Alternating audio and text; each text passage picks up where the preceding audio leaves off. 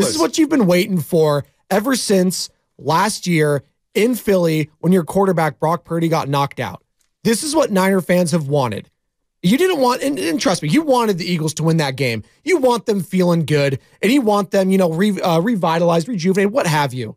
Because you didn't want them in a loss, and maybe you did. I wanted them in the loss. No, you didn't. You want them feeling good heading in. Do you understand what's going on here? You're trying to get the first seed. I get it. Yes, exactly. I get it. That's why you want them to lose. No. They lose. I think a loss actually would have hurt the Niners' chances more next week. I think a win, in a weird way, actually helps the Niners in their chances. Way? Because I think if they had lost the Eagles, they would have been more galvanized, refocused heading into this week. Oh, they're galvanized off that win. No, they're tired. They're fat and happy. They have a two-game lead. No, they're not fat and happy. They might look past the Niners this week and say it's a scheduled loss. No, that's ridiculous. That is a win that galvanizes that city, that organization. Okay. When you win without Lane Johnson, and you win with Fletcher Cox going out of the game with a groin injury in the first half, and you got guys dropping like flies in that football game. You can't run the ball. Jalen Hurts 2 completions in the first half, and you find a way for the second straight week in the elements.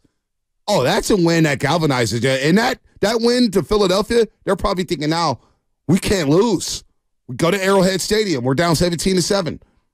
We win that game. We're down to Buffalo, down 10. You know what? We figure out a way to win that football game. You think about their season. You guess the Cowboys, they were down in that game.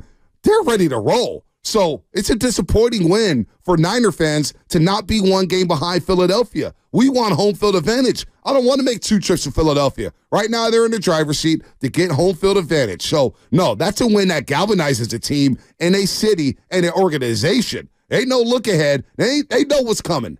The 49ers are coming. And after all the smack talk in the offseason, they've had this game, just like us, circled on their calendars. So they're going to be ready to go. That's a win that galvanizes teams. Not the other way around, Spinoni. We'll see, because I am loving the 49ers' chances this week. And again, we'll get into the Seahawks. Actually, no. I don't really care about the Seahawks game. Do you, Monte? I really don't care. You know what? I don't either, because you know what? There's not one moment in that football game, for the first time in my life, watching the 49ers team go up to Seattle, where I thought, oh, they're going to lose this football game. Something wacky's going to happen. There's not one moment in that football game. Now, I was a little infuriated in the third quarter because I wanted to put these chumps away and go into garbage time and give Eli Mitchell and Jordan Mason all the carries in the world. So that wouldn't bother me because of the way they closed it. But other than that, there's not one moment in that football game where I thought, oh, boy, the Niners are going to lose. They went right down the field in the opening drive, boom, 7-0. And who do you establish? You establish Christian McCaffrey. And for the love of God, stop talking about his touches. Because what he did, 19 carries, 114 yards, he averaged 6 yards a pop. Okay? In the pass game, 5 catches, 25 yards. He's your safety valve. He catches the ball. That's 24 touches right there for Christian McCaffrey. And you know what, Spinoni? There was a drive there in the second quarter where the Niners got a turnover every time Thomas got the interception on the sideline. The Niners, for some reason, went all Elijah Mitchell in that drive, and you go 3 and out. This is why McCaffrey needs to be on the football field every single play. There's a drop-off from McCaffrey to Eli Mitchell. So in the first half, McCaffrey needs to just play. All right? Your offense isn't the same without Christian McCaffrey. So that's one thing that I took away from that football game. It was just total domination. It certainly was. Geno Smith, how many times was he sacked Spinoni? 6 times? Oh, my God. He turned back into a pumpkin. You know, what was his thing last year? They wrote off me, but I didn't write back. Yeah. No one's writing you, Gino, and you're not writing anyone. You're done. Well, you're back to a check in the offseason. No, he's done. Yeah, great. Congratulations. So does Daniel Jones. He's done too. No, all these guys got paid. Congratulations. Right. You had your one-off. Josh Dobbs this year. He'll be a one-off. Like this is what happens. Like the 49ers, they're like John Morant. We're good in the West. Okay. But this time it actually means something, not like John, the Memphis Grizzlies, who stink. Like this is a thing with the 49ers now. They're dominating this division.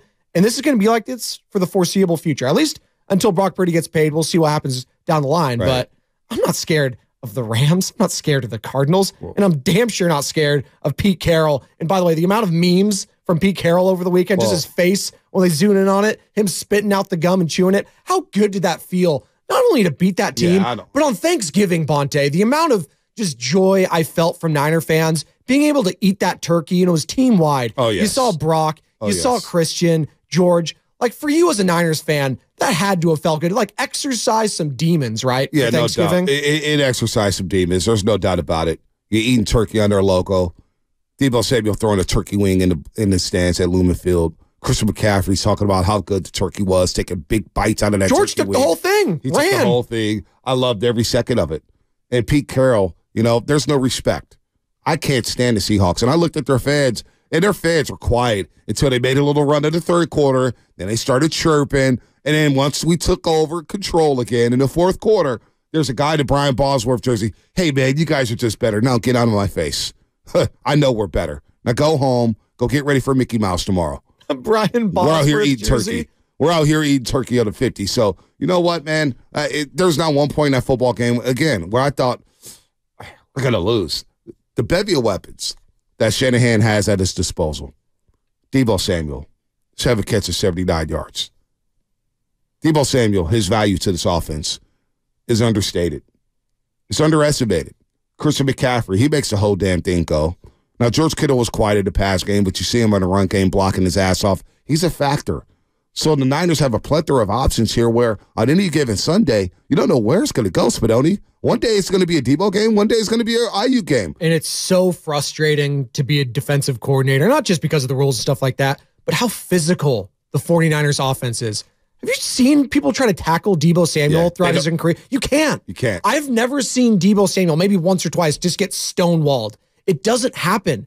And it's not like this. He's like super physically imposing. Maybe like he's a big dude. He's like, what, 5'10", 5'11"? Yeah. He's not like he's Najee Harris size. But he's thick. But he's thick. Yep. And he blows through people. And it's so intimidating if you're, let's say, the Seahawks or, hell, I don't know, the Cowboys. Like these teams that you're going up against through the playoffs and just setting that tone. And Fred Warner does it on the defensive side.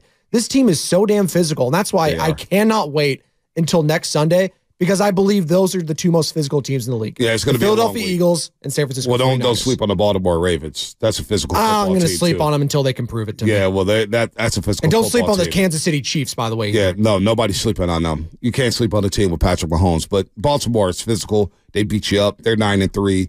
And they're going to get some guys back. We'll see how they replace Mark Andrews. Likely he's a good tight end. But Baltimore is very, very physical. You want to put them in that category as well. Look, when it comes to the Seahawks, Shaska and I discussed this Wednesday. He goes, this and that. I said, it's about the Niners. It's not about anything Seattle does. It's not about DK. It's not about Lockett. It's not about Geno Smith. It's not about their defense. It's about the 49ers. All right? What do we do best? Run the football? Check. They did that Thanksgiving night.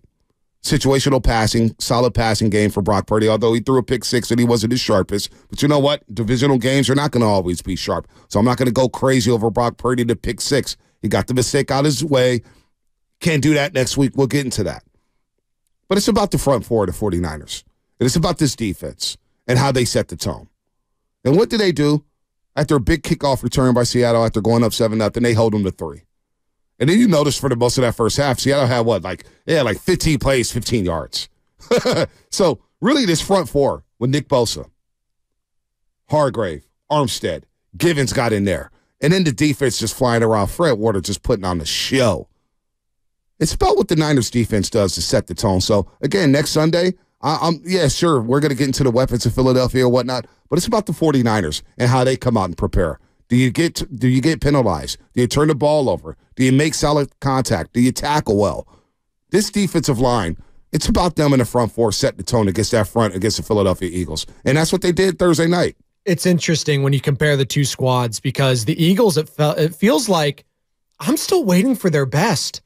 Like they're winning games not playing their best, which is a hallmark of a great team to me. It's not lucky. It's not lucky. No, this is a top to bottom skilled group. They lean on everyone. Their kicker, for God's sakes, Jake Elliott, was one of the most clutchest kicks in regular season history. 59 yards Given the elements, it was a line drive kick, the wind, the rain, everything. And that's going to be another crucial element. And you talked about this in the chat, Bonte.